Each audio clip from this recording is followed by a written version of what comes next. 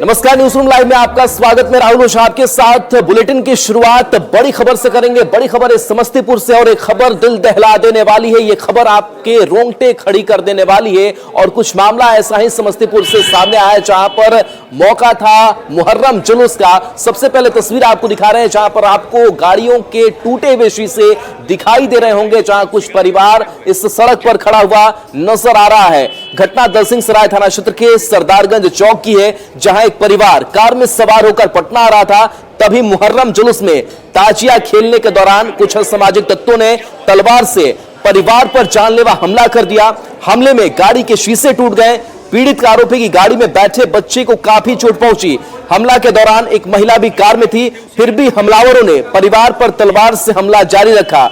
पीड़ित का कहना है कि उसने पुलिस से मदद के लिए कॉल किया, लेकिन पुलिस ने तत्काल मदद नहीं की। पुलिस ने कॉल तक नहीं उठाया। इस पूरे मामले में पुलिस का कहना है कि एफआईआर दर्ज की गई है। 5 की गिरफ्तारी अब तक इस मामले में हो चुकी है। तो तस्वीर हम आपको दिखा रहे हैं। देखिए किस तरीके से इस सड़क पर डरा सहमा परिवार नजर आ रहा है, जहां बताया जा रहा है कि ताजिया जुलूस के दौरान वहां पर कुछ लोग थे जो तलवार से लगातार इनके ऊपर हमले कर रहे थे। बचने की कोशिश लगातार कर रहे थे और जो गाड़ियों के शीशे हैं वो टूटे किस कदर नजर आ रहे हैं। इस तस्वीर को भी देखकर हम अंदाजा लगा सकते हैं कि किस तरीके से इनके ऊपर हमला किया गया है। पूरा परिवार दहशत में है। हालांकि कुछ देर पहले न्यूज 18 की जो बातचीत है वो डीएसपी से भी हुई है। उन्होंने कहा कि एफआईआर हमने दर्ज की है, 5 की गिरफ्तारी हमने कर ली है और इस पूरे मामले की जांच जो है वो लगातार आगे की जा रही है। तो तस्वीर आपको दिखा रहे हैं। इसके साथ साथ कई सवाल जो है वो भी खड़े हो रहे हैं कि क्या अगर सड़क पर चलता हुआ कोई व्यक्ति सुरक्षित नहीं है। सवाल पुलिस पर भी उठ रहा है कि क्या पुलिस की गश्ती वहां पर मौजूद नहीं थी। हालांकि डीएसपी साहब जरूर कह रहे थे कि गश्ती की जो टीम थी हमारी वहां पर घूम रही थी, लेकिन अगर पुलिस की टीम वहां पर मौजूद थी तो क्या एक्शन नहीं लिया गया? क्या इन परिवार को बचाया नहीं जा सकता था? गाड़ियों के शीशे किस तरीके से तोड़ डाले गए हैं, ये तस्वीर और एफआईआर कॉपी भी आपको दिखा रहे हैं। पटना के लिए जा रहा था। हाँ। तो उन्होंने बीच में इतना तजिया आया। अच्छा। मैं साइड से जा रहा था, ऐसा नहीं कि मैं बीच में कहीं आ गया था, स्टक कर गया था लेकिन उन्होंने जबरदस्ती तलवार निकाल के उन्होंने हमला किया है चारों साइड से। आगे का भी शीशा क्षतिग्रस्त किया, पीछे का तो फोड़ ही दिया। मेरा बच्चा पीछे बैठा हुआ था। अच्छा, ये सब गाड़ी में थे? हाँ, ये गाड़ी में थे। अच्छी सीट पे बैठा हुआ था, उसको लगी भी। अरे यार, पूरा शीशा ये है। बेचारा कूद के अपने मम्मा के पास गया। तो मुझे तो लग रहा था कुछ बड़ा हादसा निकल गया, लगने वाला।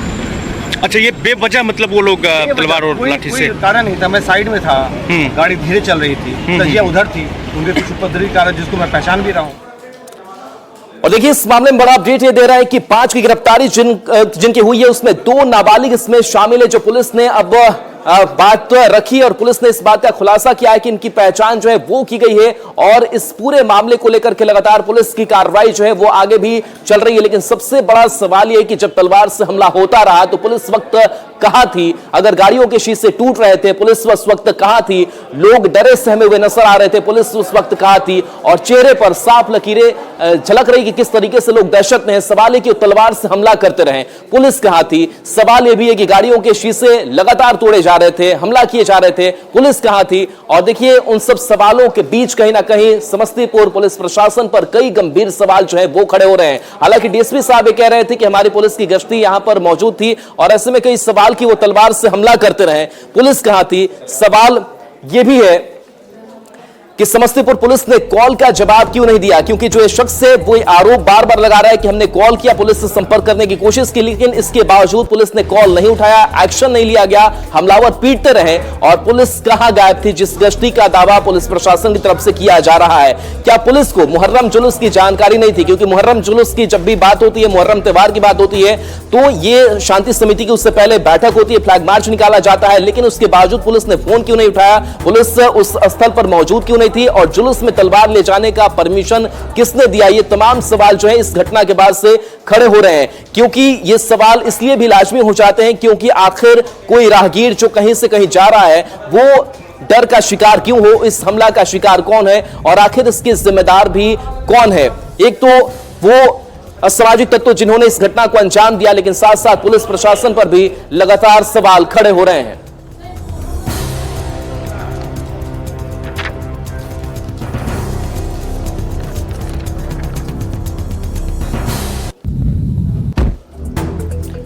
अब देखिए हमने तस्वीर समस्तीपुर की दिखाई, खबर समस्तीपुर की दिखाई और नवादा से भी कुछ ऐसी ही तस्वीर सामने आई है, जहां पर मुहर्रम जुलूस का मौका और इस मौके पर फिलिस्तीनी झंडा जो है उसको लहराया गया है। देश विरोधी ये काम किया गया है, जिसका वीडियो सोशल मीडिया पर तेजी से वायरल हो रहा है। तो मुहर्रम जुलूस में झंडा लहराया गया, फिलिस्तीन का झंडा यह बताया जा रहा है और ये वायरल वीडियो धमौल थाना क्षेत्र के धमाल बाजार का बताया जा रहा है। जानकारी के अनुसार रविवार को मुहर्रम पर्व के दौरान मजार पर चादर चढ़ाने जा रहे जुलूस में कुछ युवकों को फिलिस्तीन का झंडा लहराते देखा गया है। जो स्क्रीन पर भी आप तस्वीर देख पा रहे होंगे, न्यूज़ 18 पर खबर दिखाए जाने के बाद पुलिस ने इसमें एक्शन लिया है और विवादित झंडे को जब्त करने के साथ ही 3 युवकों को हिरासत में लिया है। नवादा पुलिस ने इस बात की पुष्टि सोशल मीडिया पर की है, लेकिन इस मामले में ठोस कार्रवाई को लेकर पुलिस का आधिकारिक बयान अब तक सामने नहीं आया है।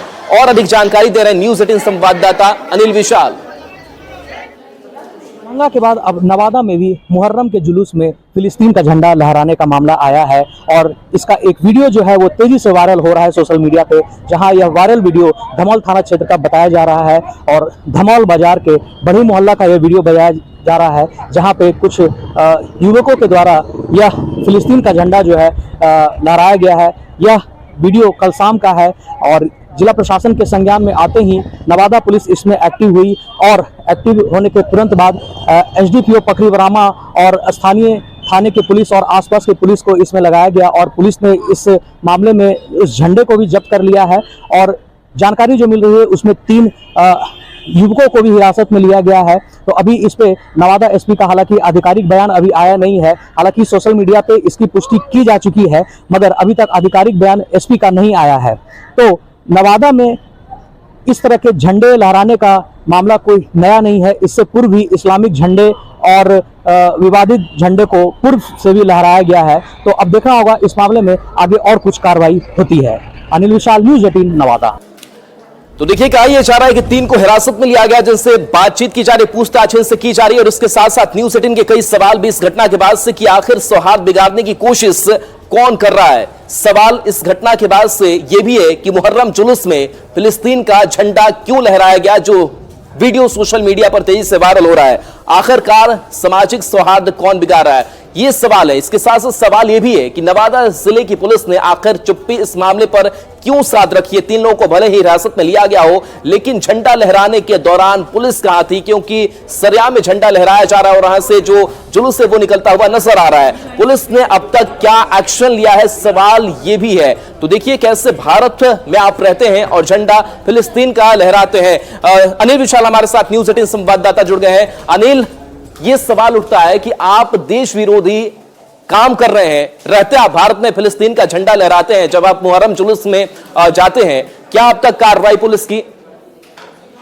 जी देखिए, सबसे पहले तो आपको बता दूं कि नवादा जिले में इस तरह की जो घटनाएं जो है ये आज कोई नई नहीं है, क्योंकि इससे पूर्व में भी मौके पर चाहे एनआरसी का विरोध हो या सीएए का प्रोटेस्ट हो, उसमें भी कई बार जो है इस्लामिक झंडे, विवादित झंडे और जो भारत विरोधी नारे और जो पोस्टरबाजी है वो इससे पूर्व भी नवादा में हो चुकी है। इस ताजे मामले में चूंकि यह वीडियो जो है कल शाम का है और कल शाम में मुहर्रम के दौरान जो चादर पोशी जो की जाती है अलग अलग जगहों पे, तो उस दौरान यह जुलूस निकला था और जुलूस जो है बिना लाइसेंस का और बिना अनुमति के निकाला गया था। तो इसमें ये भी सवाल है कि आखिर बिना लाइसेंस के जुलूस कैसे निकली। दूसरी चीज, जैसे ही ये वीडियो सोशल मीडिया पे वायरल हुआ और न्यूज़ 18 ने जब इस खबर को प्रमुखता से दिखाई है, पुलिस ने कल रात से ही इसमें काम करना शुरू कर दिया है। हालांकि संज्ञान में लोगों का अब आना शुरू हुआ है, क्योंकि पुलिस काफी देर तक इस मामले को उजागर नहीं कर रही थी, मगर जो जानकारी मिली है और जो नवादा पुलिस ने अपने आधिकारिक ट्विटर और फेसबुक पेज पे जो बयान जारी किया है उसमें यह बताया गया है कि देर रात में ही 3 नाबालिग लड़कों को जो है सो निरुद्ध किया गया है और ऐसी भी जानकारी मिल रही है कि तीनों लड़कों को माननीय न्यायालय के समक्ष प्रस्तुत किया जा रहा है। तो पुलिस जो है अब इसमें पूरी छानबीन कर रही है और जो कार्रवाई होगी, जो सरकार के जो पुलिस की तरफ से जो कार्रवाई हो वो सुनिश्चित कराएगी, क्योंकि अभी तक नवादा एसपी या नवादा पुलिस के कोई वरीय अधिकारी का इस पे कोई आधिकारिक बयान नहीं आया है, मगर बहुत जल्द नवादा पुलिस इसको लेके एक बयान भी जारी कर सकती है। तो इससे पूर्व भी कार्रवाई हुई है, तो संभवतः इस मामले में भी पुलिस की कार्रवाई जरूर होगी।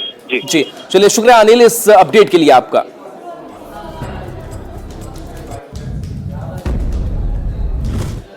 और इस बीच बक्सर से बड़ी खबर है, जहां पर आरजेडी के पूर्व मंत्री छेदी राम की गिरफ्तारी की गई है। जमीन कब्जा करने का इनके ऊपर आरोप लगा है। तो छेदी राम गिरफ्तार किए गए हैं। विवादित जमीन कब्जा करने का इनके ऊपर आरोप बताया जा रहा है कि राजपुर के बसंतपुर छावनी से जुड़ा हुआ यह पूरा मामला है।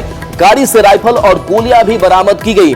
बक्सर पुलिस मामले की छानबीन में जुटी हुई है। तो देखिए, आरजेडी के पूर्व मंत्री छेदी राम गिरफ्तार किए गए हैं और इनके ऊपर विवादित जमीन पर कब्जा करने का आरोप, और साथ ही साथ ये भी खबर कि गाड़ी से इनके राइफल और गोलियां बरामद हुई, और इसी मामले को लेकर के पुलिस का एक्शन देखने को मिला है। बक्सर पुलिस मामले की जांच में जुटी हुई है। तो बता दें कि राजपुर के बसंतपुर छावनी के मामले में विवादित जमीन पर कब्जा करने का आरोप और इनकी गाड़ियों से भी राइफल और गोलियां बरामद की गई है, और इसके बाद से आरजेडी के पूर्व मंत्री छेदी राम गिरफ्तार किए गए हैं।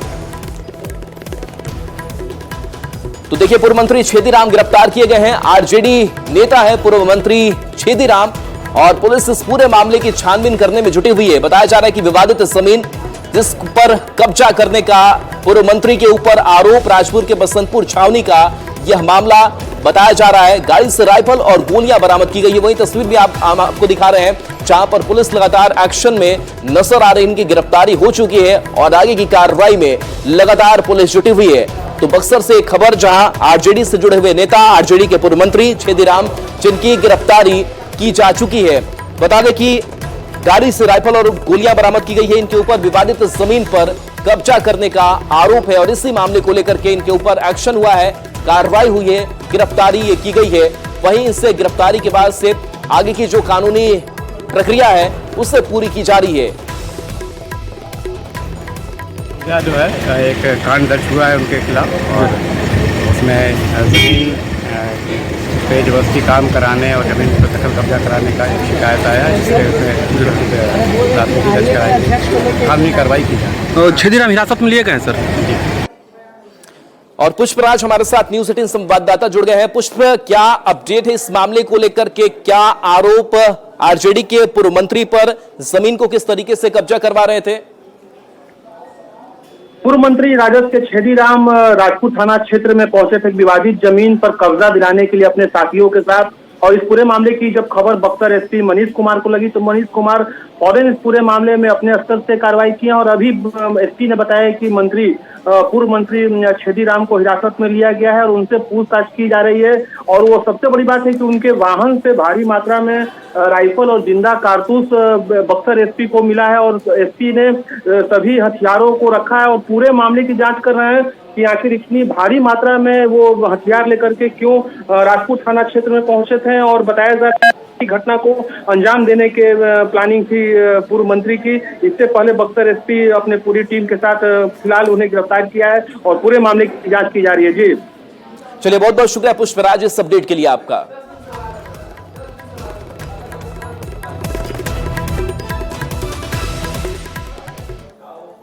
अब बात करते हैं नेपाल बस हादसे की, जहां पर 2 बसें बह गई थी, और ऐसे में अभी भी लगातार सर्च ऑपरेशन चलाया जा रहा है, क्योंकि कई लोग जो है अभी भी लापता हैं, और अब तक कई जो लाशें हैं वो बरामद भी की जा चुकी है। लेकिन इन सब के बीच लगातार कोशिश यही है कि जो लापता हुए हैं उनके शव को अब ढूंढ निकाला जाए। तो बता दें कि नेपाल की त्रिशूली नदी में शुक्रवार को 2 बसें बह गई थी। इस हादसे के बाद कई यात्री लापता हैं, जिनकी तलाश में अब नेपाल पुलिस की टीम वाल्मीकि नगर में रेस्क्यू ऑपरेशन चला रही है। वाल्मीकि नगर गंडक बराज से अब तक 4 शव बरामद हुए हैं। गंडक बराज के कर्मचारियों के सहयोग से तलाशी अभियान लगातार जारी है, और अधिक इस खबर पर जानकारी दे रहे हैं न्यूज 18 संवाददाता मुन्ना राज। नेपाल में त्रिशूली नदी में जो बस हादसे हुए थे उसके 400 अभी तक वाल्मीकि नगर गंडक बराज पर रेस्क्यू किए गए हैं। हम तस्वीरें आपको दिखाने की कोशिश कर रहे हैं। देखिए, नेपाल पुलिस की टीम लगातार वाल्मीकि नगर गंडक बराज पर रेस्क्यू ऑपरेशन चला रही है। तो आप तस्वीरें आप सीधे तौर पर देख पा रहे हैं कि वाल्मीकि नगर गंडक बराज पर रेस्क्यू ऑपरेशन चलाया जा रहा है। अब तक 4 डेड बॉडी यहाँ से बरामद किए गए हैं, और त्रिशूली नदी में जो बस हादसे हुए थे, 2 बस जो त्रिशूली नदी में भूस्खलन के बाद गिर गए थे, उसमें करीब 62 लोगों के डूबने की आशंका जताई गई है, और उसमें 4 शवों को वाल्मीकि नगर में रेस्क्यू किया गया है। तो नेपाल पुलिस के तमाम टीम यहाँ पहुंच गए हैं और लगातार रेस्क्यू ऑपरेशन चलाया जा रहा है। नदी की जो धारा है, धारा के साथ वो जो त्रिशूली नदी के जो शव हैं वे वाल्मीकि नगर तक पहुंचे हैं, और अब तक करीब 400 वाल्मीकि नगर गंडक बराज से बरामद किए गए हैं। तो हम आपको तस्वीरें सीधे तौर पर दिखाने की कोशिश कर रहे हैं कि वाल्मीकि नगर गंडक बराज पर लगातार रेस्क्यू ऑपरेशन चल रहा है और नेपाल पुलिस की ओर से जो रेस्क्यू ऑपरेशन चलाए जा रहे हैं इसमें करीब अब तक 400 बरामद किए गए हैं और 100 की तलाश की जा रही है, क्योंकि अब तक नेपाल पुलिस ने 600 को बरामद किया है और शेष सभी लोगों के 100 की बरामदगी के लिए लगातार तलाश जारी है। तो हम आपको वाल्मीकि नगर में गंडक बराज पर जो नेपाल पुलिस की ओर से रेस्क्यू ऑपरेशन चलाया जा रहा है उसकी तस्वीरें सीधे तौर पर दिखाने की कोशिश कर रहे हैं। वाल्मीकि नगर गंडक बराज तक वो त्रिशूली नदी के 100 लगातार नदी की तेज धारा में बहकर यहां तक पहुंचे हैं, जिसका रेस्क्यू ऑपरेशन के लिए नेपाल पुलिस की टीम लगातार लगी हुई है। मुन्ना राज, न्यूज 18, वाल्मीकि नगर।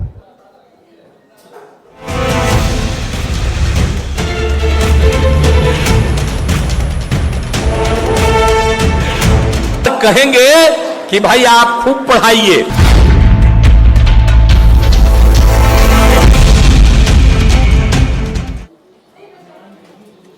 बिहार के सरकारी शिक्षकों की सालों पुरानी मांग पूरी होने जा रही है। ऐच्छिक स्थानांतरण का उनका मुद्दा कई सालों से गरमाया हुआ था। लगातार इस बात को लेकर के वो चिंता भी जाहिर कर रहे थे कि उनकी पत्नी कहीं और पढ़ाती है, पति कहीं और किसी और जिले में काम करते हैं और ऐसे में काफी परेशानी उन्हें होती है। और ऐसे में बिहार सरकार की अगर बात करें तो बिहार सरकार की नई नीति शिक्षकों के लिए एक बड़ा फायदा पहुंचाने वाली साबित हो रही है। अब बता दें कि तबादला अब उनके जिले या उनकी इच्छा के अनुसार करने के लिए सरकार एक नई नीति लेकर आ रही है।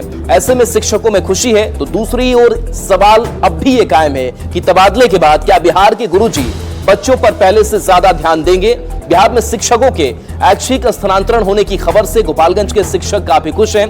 बीपीएससी पास शिक्षकों ने कहा कि सरकार की अच्छी पहल है। प्रोबेशन पीरियड में ही उनका स्थानांतरण हो रहा है। महिला, दिव्यांग, गंभीर रूप से बीमार और पति पत्नी को सीधा ऐच्छिक स्थानांतरण का लाभ मिल पाएगा। सरकार दे रही है तो बच्चों को बेहतर से बेहतर भविष्य उपलब्ध कराने के लिए हम लोग प्रयास करेंगे और अपना सर्वस्व लगाने का प्रयास करेंगे ताकि भी सब बेहतर से बेहतर हो। ज़्यादा से ज़्यादा कोशिश करेंगे जितना उपलब्धि हम अपने तरफ से बच्चों को दे पाएँ, ज़्यादा से ज़्यादा समय और ज़्यादा से ज़्यादा बच्चों को पढ़ाई में किस तरह से नया तकनीक से खेल के माध्यम से कैसे हम बच्चों को पढ़ाई में रुचि उत्पन्न करें, कैसे बच्चों को आगे बढ़ाएं, ज़्यादा से ज़्यादा कोशिश करें। तो सुन के बहुत खुशी हुई है। जो हम लोग का मानसिक तनाव था वो बहुत सुन के खुशी हुई जो सरकार हम लोग के पक्ष में कर रही है और हम लोग बेहतर से बच्चों को पढ़ाएंगे और समय देंगे और ज़्यादा समय जो मानसिक तनाव था वो तनाव हम लोग का ख़त्म हो गया। सबसे बड़ी चीज़ है कि नज़दीक में ट्रांसफ़र कर रही है, क्योंकि हम कोसों दूर से आते थे और आते आते बहुत वक्त लग जाता था, ठीक है ना। हम लोग पठन पाठन करने में थोड़ा सा देरी हो जाती थी, लेकिन अब जो है ये सरकार हम लोग पहल कर रही है तो हम लोग मानसिक रूप से बेफिक्र हैं। अब मानसिक तनाव नहीं है, क्योंकि हम विद्यालय में पहले पहुंचेंगे और 10 मिनट पहले, आधा घंटा पहले पहुंच करके हम पठन पाठन शुरू करेंगे। सरकार हमारे लिए बहुत अच्छा कर रही है, जैसे कि मतलब ऐच्छिक ट्रांसफ़र देगी तो हम लोग घर के पास चले जाएंगे, तो आने जाने का भी जो समस्या है वो नहीं ये करना पड़ेगा, टाइम से स्कूल जाएंगे और बच्चों के लिए भी अच्छा करेंगे। और देखिए बड़ी खबर है, टीआरई 3 को लेकर के बीपीएससी बड़ी बैठक करने जा रहा है और उसकी तैयारी जो है वो पूरी की गई है कि किस तरीके से इस पूरे शेड्यूल को सही तरीके से पूरा करना है। तो प्री 3 को लेकर के बीपीएससी की बड़ी बैठक होने जा रही है। आयोग के चेयरमैन परमार रवि मनुभाई बैठक करेंगे। वीडियो कॉन्फ्रेंसिंग में 27 जिलों के डीएम एसपी भाग लेंगे। कदाचार मुक्त परीक्षा और कड़ाई बरतने को लेकर के बैठक होगी। 87,774 पदों के लिए यह परीक्षा आयोजित होनी है। 19 से 22 जुलाई तक यह परीक्षा होनी है। राज्य में परीक्षा के लिए 404 परीक्षा केंद्र बनाए गए हैं।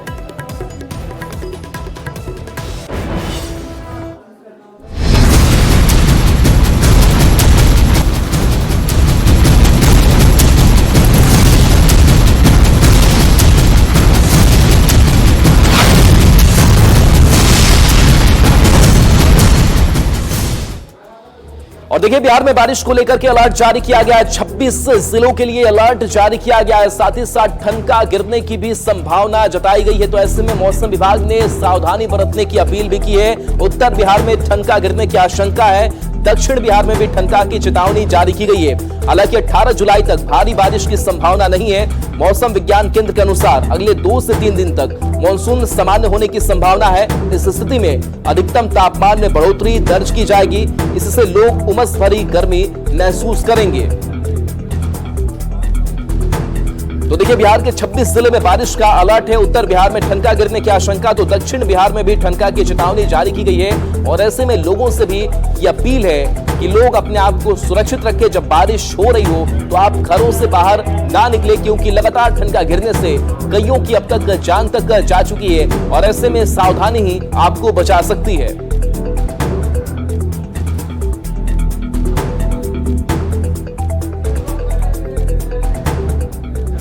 खबर बगा से, जहां पर गंडक नदी के जलस्तर में लगातार अब कमी देखने को मिल रही है। और इस कमी के साथ साथ लोगों ने राहत की भी सांस ली है, क्योंकि जलस्तर जब कम होता है तो पानी का फैलाव कम हो जाता है और ऐसे में लोगों को काफी सहूलियत होती है। बता दें कि वाल्मीकि नगर गंडक बराज पर जलस्तर फिर से लुढ़का है। फिलहाल गंडक नदी में 1,29,000 क्यूसेक पानी का डिस्चार्ज हो रहा है, जो बरसात के दिनों का सामान्य जलस्तर माना जाता है। वाल्मीकि नगर गंडक बराज से ज्यादा जानकारी दे रहे हैं न्यूज 18 संवाददाता मुन्ना राज। लगातार गिरावट जारी है और वाल्मीकि नगर गंडक बराज से फिलहाल 1,29,000 क्यूसेक पानी का डिस्चार्ज हो रहा है और धीरे धीरे लगातार गंडक नदी का जलस्तर सामान्य स्थिति में पहुंच रहा है। और नेपाल की जो नदियों की बात करें तो नेपाल की नदियां भी लगातार शांत हो रही है और धीरे धीरे नेपाल के नदियों के जलस्तर में भी कमी दर्ज की जा रही है। और फिलहाल इसका कारण है कि नेपाल के जो तराई इलाके हैं उन इलाकों में मौसम साफ हुआ है और वहां फिलहाल बारिश नहीं हो रही है, जिसके कारण धीरे धीरे गंडक नदी का जलस्तर लगातार नीचे गिर रहा है। तो हम आपको बताना चाहेंगे कि पिछले दिनों गंडक नदी का जलस्तर 4,40,000 क्यूसेक तक पहुंच गया था और उसके बाद अचानक जलस्तर में कमी हुई थी और फिर धीरे धीरे जलस्तर बढ़ गया था, जिसके बाद जल संसाधन विभाग की चिंता निश्चित तौर पर बढ़ गई थी। लेकिन फिलहाल लगातार गंडक नदी का जलस्तर वाल्मीकि नगर गंडक बराज पर डिस्चार्ज में कमी दर्ज की गई है और जलस्तर लगातार घट के 1,29,000 क्यूसेक तक पहुंच गया है। तो फिलहाल लगातार गंडक नदी के गिरते जलस्तर के बाद जल संसाधन विभाग के अभियंताओं के साथ ही जिला प्रशासन ने राहत की सांस ली है और फिलहाल पश्चिम चंपारण, गोपालगंज के साथ ही सीमाई उत्तर प्रदेश में जो बाढ़ का खतरा बना हुआ था वो टलता हुआ नजर आ रहा है। मुन्ना राज, न्यूज 18, वाल्मीकि नगर गंडक बराज।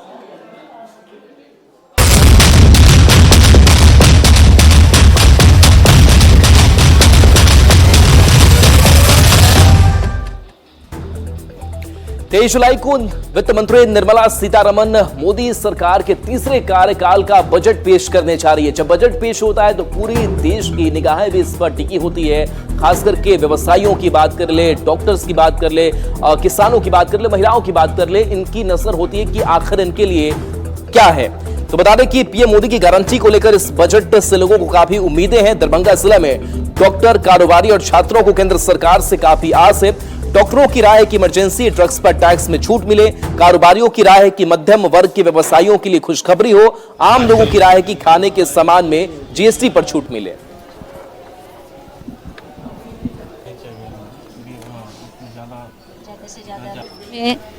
स्वास्थ्य व्यवस्था बहुत ही लचर है, उस पर हमारी सरकार को विशेष ध्यान देना चाहिए। अच्छे अच्छे अस्पताल, मेडिकल कॉलेजेस, ज़्यादा से ज़्यादा डॉक्टर्स का प्रोडक्शन, इमरजेंसी ड्रग्स पे लगे टैक्सेशन में रिडक्शन और मेडिकल इक्विपमेंट्स और हॉस्पिटलों पे लगने वाले टैक्सेशन में विशेष छूट होनी चाहिए। तो मैं वित्त मंत्री महोदय से ये चाहूँगा कि इस बार बजट में मध्यम वर्गीय व्यवसायियों को उचित और सही तरीके से उनको समावेश करें, जिससे उनको उसका लाभ मिल सके। देखिए, पहले भी बजट आया है जिसका हम लोगों ने बहुत निंदा की थी, लेकिन अब जो बजट आने वाला है मुझे लगता है कि आम जनता के हित में हो। खासकर जिस पर जीएसटी जुड़ गया खानों के सामान पर उस पर जीएसटी ख़त्म हो, ताकि लोगों की जो गरीबी से जो लोग नीचे हैं, जो अपने जीवन व्यतीत कर रहे हैं, उनको आसान ज़िंदगी गुजरने की। और चलिए, न्यूज रूम लाइव में इतना ही। न्यूज 18 बिहार झारखंड पर खबरें आपके लिए लगातार जारी हैं।